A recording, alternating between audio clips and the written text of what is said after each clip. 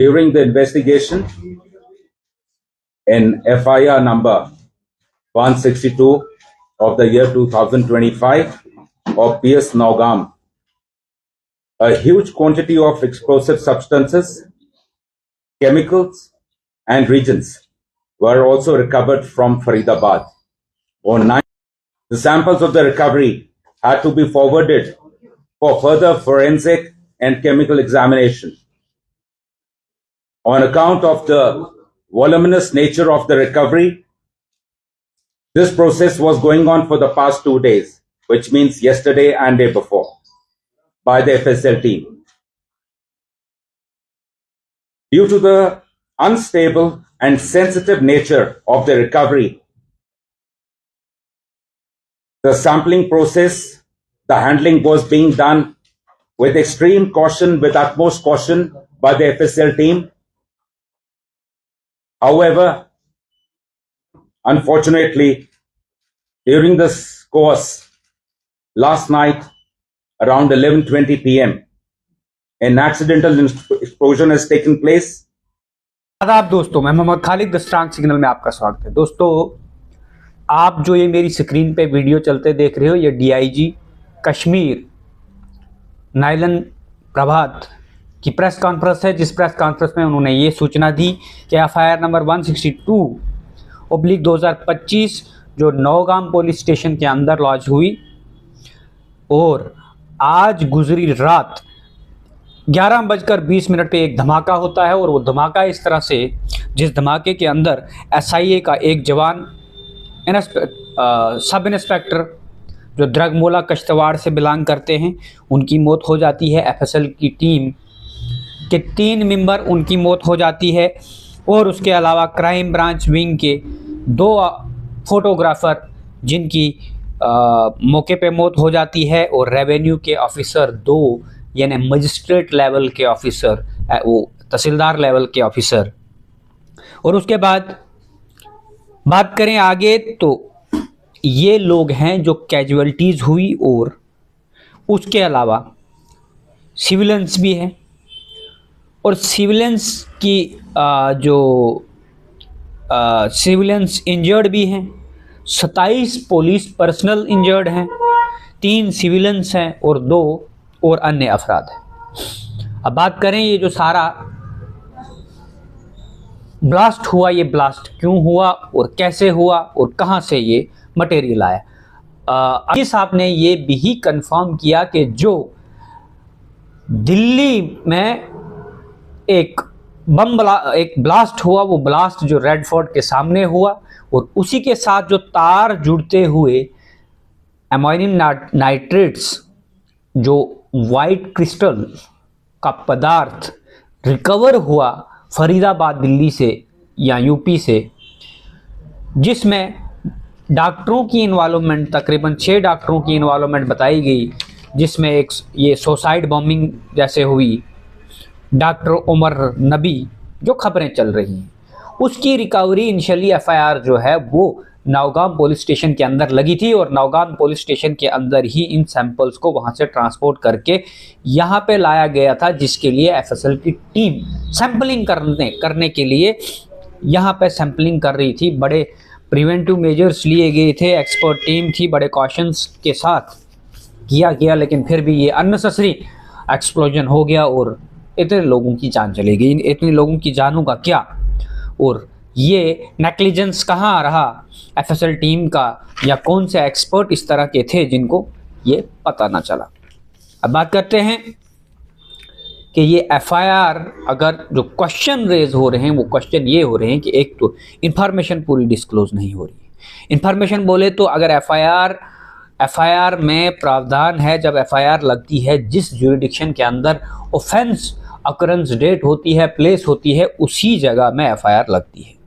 अगर लाल किले के सामने बम ब्लास्ट हुआ या एक्सप्लोजन हुआ, जो भी पदार्थ था जो डॉक्टर उमर नबी ने किया, सुसाइड बमिंग की, उसका एफआईआर मुझे लगता कि वहाँ की कंसर्न ज्यूरिडिक्शन जो पुलिस स्टेशन है वहाँ पे होना चाहिए था, और एनआईए और भी बहुत सारी टीमों को आदेश दिए थे होम मिनिस्ट्री ने कि आपको इसकी इन्वेस्टिगेशन करनी है। अगर इसकी इन्वेस्टिगेशन के लिए अब जो पदार्थ रिकवर हुआ या जो रिकवरी इन्होंने रिकवरी सीजर मेमो यहाँ पे नौगाम स्टेशन में बनाना था, तो ये कौन सी एफआईआर थी ये क्लियर नहीं हुआ कि ये एफआईआर नंबर 162 ये पहले लगी है या आज की एफआईआर लगी है जो आज का मैटर हुआ।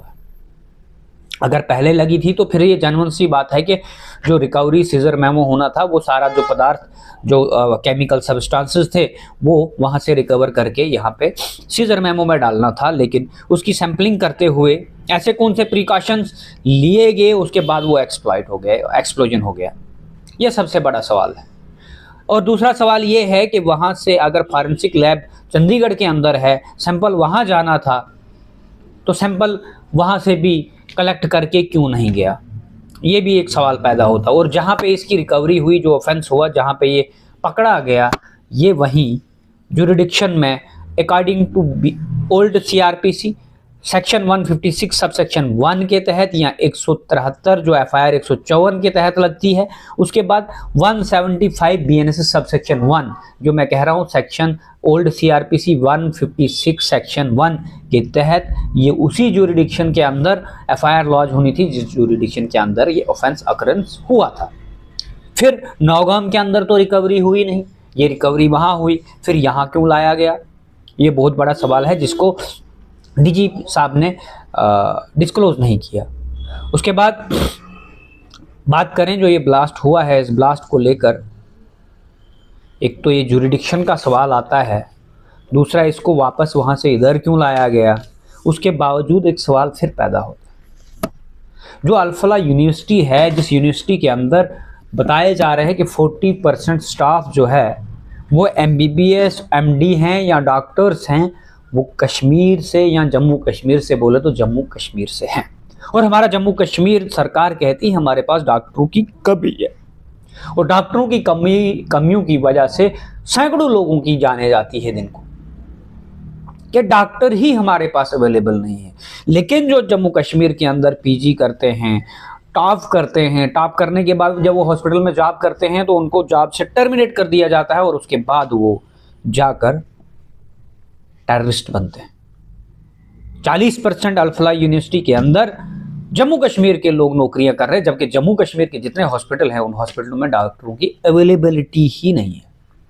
और ये लड़के जो डॉक्टर है, इनके पीछे डॉक्टर तब लगा जब इन्होंने PGयां कंप्लीट की, जब इन्होंने MBBS कंप्लीट किया, जो कि पूरे हिंदुस्तान में नहीं पूरी देश और दुनिया के अंदर प्रेस्टिजियस नौकरी है।